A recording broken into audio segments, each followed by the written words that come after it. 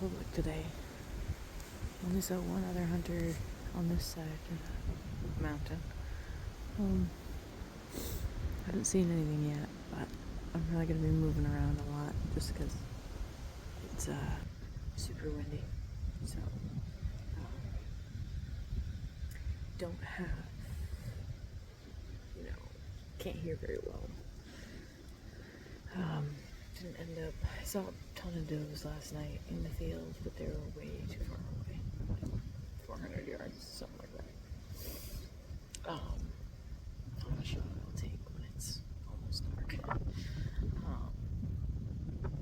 But, so, I'm probably gonna walk around a lot, just watching this clear cut for now. But I'm on top of the hill, so it's more exposed, so I think I'm gonna move soon down lower. There's a couple small fields I haven't looked at yet, so I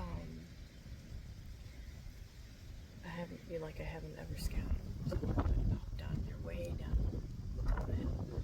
So I'm gonna pop down there, peek into a couple of the other fields on my way down. But we'll see. Try to find something not so exposed that they might want to hang out.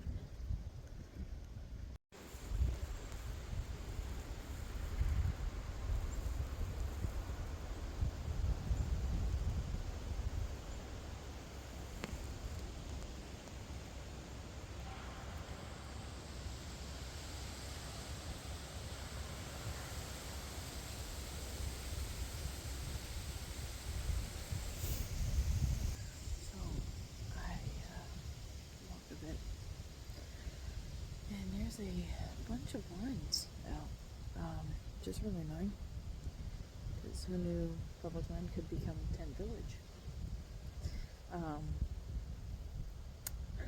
But whatever. I found this little logging trail, so I set myself down, and you can see pretty good into this little bottom here, and the wind is kind of swirling. So that's kind of annoying, but I think there's some logging going on up behind me to the right, because I can hear some sort of heavy machinery. It sounds like a bunch of trees crashing. So, see, maybe it'll push some deer over this way. I don't know, but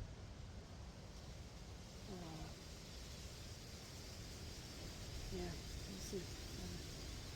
We found one pretty fresh road, actually, right up by the four-wheeler trail. But besides that, that's the only fresh bucks that I've seen. So I moved because I could actually see the machinery, so I was like, eh. But I found this. It's probably the coolest foundation system I've found on public land, or anywhere actually. I found a few foundations, different places, a couple actually on this piece too, but I just saw these pieces of granite. I was walking up this little hill here, and I was like, oh, what's that? And did not expect a giant foundation, but I gotta do some research and see what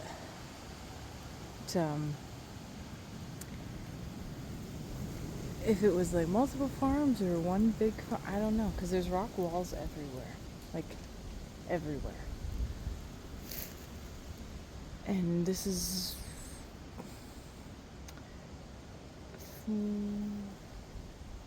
foundation number 3, I think. This is the biggest one by far. But keep on moving here in a minute, but it'd be interesting to take a metal detector out here too and see what you could find.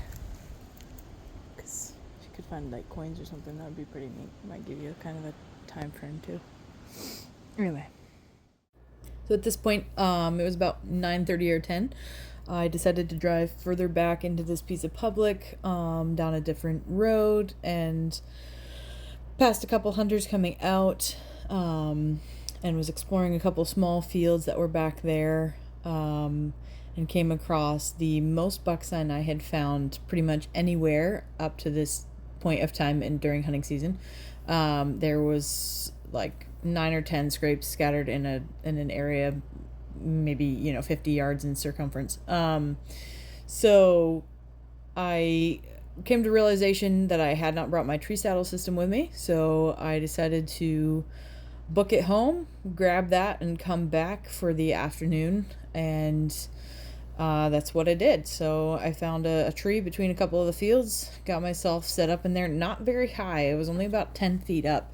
This day was super windy too, and I was not comfortable really being up there at that, but it was the only way to hunt it, so that's what I did. And it ended up paying off pretty well for how the rest of the hunt plays out. All right, so I'm sitting here freezing in this tree. It's very windy, can't hear anything. And then all of a sudden, right in those bushes, I see this deer, and I'm pretty sure that was a spike buck. Sorry. I couldn't get a shot. And he's spooked for some reason. I don't know why. Well, to try to get him to come back, I grunted. And I had turned this way a little bit, and I heard all this crashing really close to me, right up in there. And I think it's just a really tall 4-point, but I don't care. He got behind this maple here. So I'm facing the tree normally, but I had turned sideways. So in order to get a shot, I turned so my strap is across my chest, and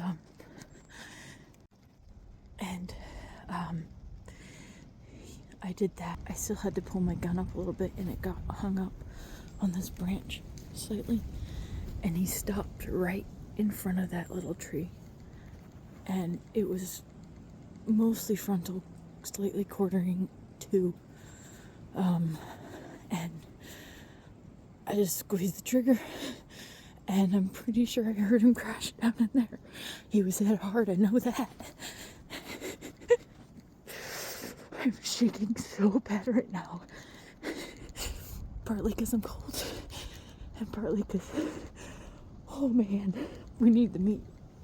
Paul and I are down to, I think, like 5 or 6 packages of ground, and I've got 3 tags, but this is the first deer that's come close enough for me to shoot, besides the one I couldn't shoot in the bushes. Oh man, Paul's gonna flip when I tell him. So it turns out he was a small 6, not a 4-point like I thought, but I really didn't have much to go off of besides the briefest of looks. I mean, from hearing him to seeing him to shooting, it was probably within less than a minute, I'll be quite honest. But not something I originally wanted to use my buck tag on last year, but I was not complaining about meat, so that's our primary source of red meat, so that's, take what you can get. We were just super thankful.